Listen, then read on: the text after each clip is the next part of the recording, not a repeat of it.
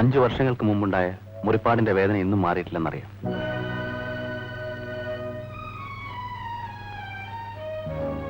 അന്ന് എന്നെ ആ സാഹചര്യത്തിലേക്ക് എത്തിക്കാനുണ്ടായ കാരണങ്ങൾ എന്തൊക്കെയാണെന്ന് മായക്കറിയണ്ടേ?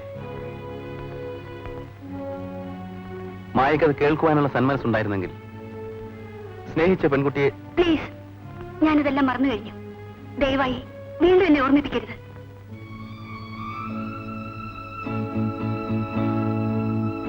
ആർക്കും ഒരു ശല്യമാവാതെ ഞാൻ എന്റെ കുഞ്ഞിനെ കൊണ്ട് ഇവിടുന്ന് പൊയ്ക്കോളാം. ഞാനൊരു ട്രാൻസ്ഫറിന് ശ്രമിച്ചുകൊണ്ടിരിക്കുകയാണ്. മറ്റൊരു സ്ഥലത്തേക്ക് മാറിപ്പോയതുകൊണ്ട് മായയുടെ മനസ്സിന് സ്വസ്ഥത കിട്ടുമെന്ന് മായയ്ക്ക് തോന്നുന്നുണ്ടോ? മായ പോകരുതെന്ന് ഞാൻ പറയില്ല. അങ്ങനെ പറയാൻ എനിക്ക് അവകാശമില്ലെന്നറിയാം. എന്നെ കാണാതിരിക്കാൻ വേണ്ടിയാണെങ്കിൽ ഇവിടെ നിന്ന് പോണമെന്നില്ല. ഞാൻ എനിക്ക് വേണ്ടിയല്ല പോകുന്നത്. സ്വന്തം കുഞ്ഞിന്റെ മോച്ചായുള്ള മറ്റൊരു കുഞ്ഞുമായി ഞാൻ ഇവിടെ താമസിച്ചാൽ ചോദ്യം ചെയ്യപ്പെടുന്നത് നിങ്ങളുടെ മാന്യതയായിരിക്കും. എന്റെ മാന്യതയെക്കുറിച്ച് ഓർത്ത് ഞാൻ ദുഃഖിക്കുന്നില്ല. ദുഃഖിക്കേണ്ട ഒരു കാലം ഉണ്ടായിരുന്നു.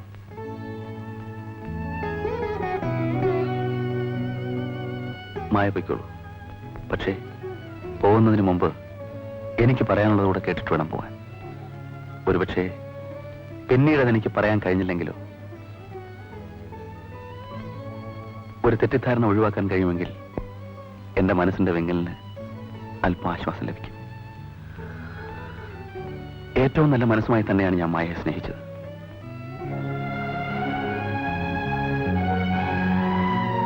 അന്ന് ഇന്റർവ്യൂ കഴിഞ്ഞ് ഞാൻ വീട്ടിൽ ചെന്നപ്പോൾ കരുണാകരൻ നായരുന്ന പണക്കാരന്റെ മകളുമായിട്ടുള്ള എന്റെ വിവാഹം അച്ഛൻ തീരുമാനിച്ചിരുന്നു.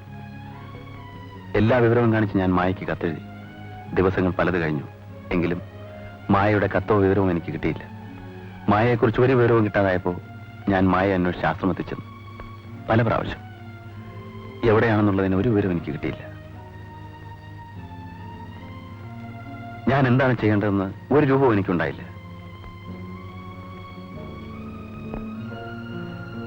എന്നെ മാത്രം ആശ്രയിച്ചു കഴിയുന്ന എന്റെ അച്ഛന്റെയും സഹോദരിമാരുടെയും കണ്ണുനീരിന്റെ മുമ്പിൽ എന്റെ എല്ലാ സ്വപ്നങ്ങളും തകർന്നു വീണു.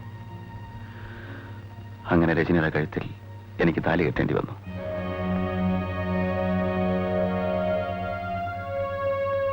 മാനസിക രോഗിയായ രജനി വിവാഹം ചെയ്തുകൊണ്ട് എന്റെ മൂത്ത സഹോദരിമാർ രക്ഷപ്പെട്ടു. അവർക്ക് ഭർത്താക്കന്മാരുണ്ടായി. ഒരു ദിവസം ഞാൻ ഓഫീസിൽ നിന്ന് വീട്ടിലേക്ക് കയറി ചെല്ലുമ്പോൾ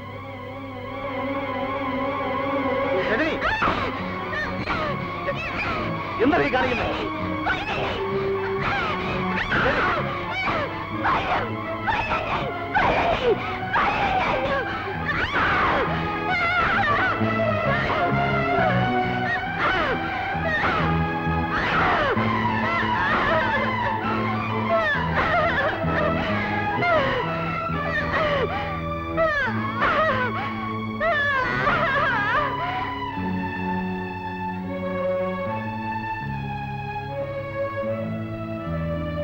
വീണ്ടും വിധി എന്നോട് ക്രൂരതയാണ് കാണിച്ചത്.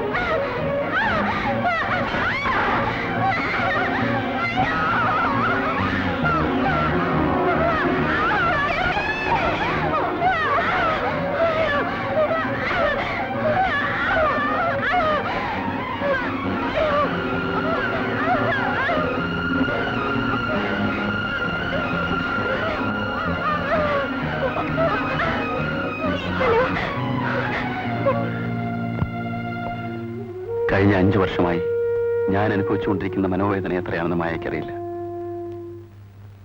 ഒരുപക്ഷെ ഞാൻ മായയോട് ചെയ്ത തെറ്റിന്റെ ശിക്ഷയായിരിക്കും.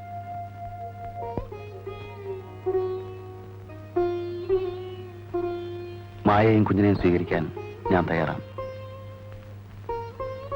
മായ എന്താ ഒന്നും മിണ്ടാത്തത്? ചിന്നമോൾക്ക് അച്ഛനുണ്ടെങ്കിലും അമ്മയില്ല. ഉണ്ണിമോൾക്ക് അച്ഛനും അമ്മയും ഉണ്ടെങ്കിലും സമൂഹത്തിന്റെ മുമ്പിൽ അച്ഛ എന്ന് വിളിക്കാനുള്ള അവകാശം നിഷേധിക്കപ്പെട്ടിരിക്കുകയാണ്. ചിന്നമോൾക്കൊരമ്മയെയും ഉണ്ണിമോൾക്കൊരച്ഛനെയും നൽകാൻ മായ വിചാരിച്ചാൽ സാധിക്കും. അതിനുള്ള തീരുമാനമെടുക്കാനുള്ള അവകാശം മായയ്ക്കാണ്.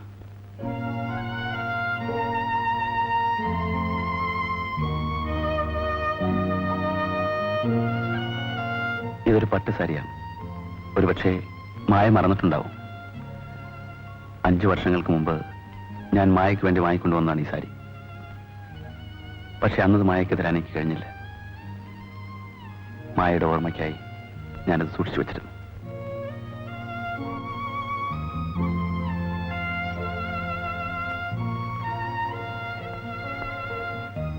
എന്റെ അനിയത്തി സന്ധ്യയുടെ വിവാഹ നിശ്ചയത്തിന് മായ വരണം.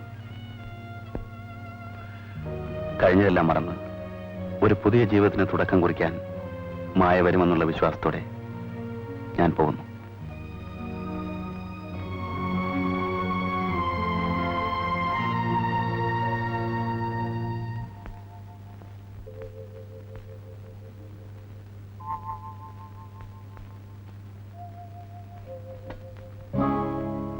അതിന് ഞാനവിടെ പോയി പെണ്ണ് കെട്ടി താമസിക്കാനൊന്നും പോകല്ല. ഇന്റർവ്യൂ കഴിഞ്ഞാൽ അന്ന് വൈകുന്നേരം ഞാൻ വണ്ടി കയറും. വീട്ടിൽ പോയി തല കാണിച്ച് പിറ്റേ ദിവസം വൈകുന്നേരം ഞാൻ ഇവിടെ എത്തും. എന്നാൽ എന്ന് വരുമെന്ന് പറയുന്നേ? അടുത്ത വെള്ളിയാഴ്ച എന്നൊരു ദിവസം ഉണ്ടെങ്കിൽ ഞാൻ ഇവിടെ ഉണ്ടാവും. വെള്ളിയാഴ്ച എത്ര മണിക്ക് വരും? വണ്ടി ലേറ്റ് ആയില്ലെങ്കിൽ, നമ്മുടെ സർക്കാരിന്റെ വണ്ടിയാണേ, കൃത്യം 4 മണി 20 മിനിറ്റ് 10 സെക്കൻഡ് കഴിയുമ്പോൾ അരുമൈ കാതലിക്കിട്ടെ വന്ന് സേറുകേൻ.